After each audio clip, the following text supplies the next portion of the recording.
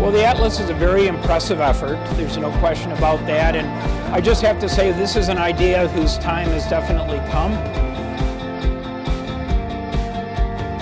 You know, I was very excited to see the number of projects that have already been developed that we can use in the future to be able to get our partners to agree to do more.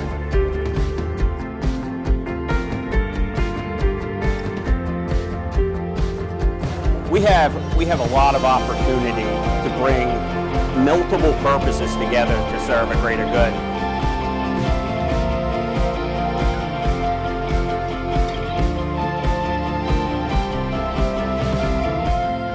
This is a really great publication. It really brings to life the opportunities that there are for us to work and engineer much more with nature-based solutions.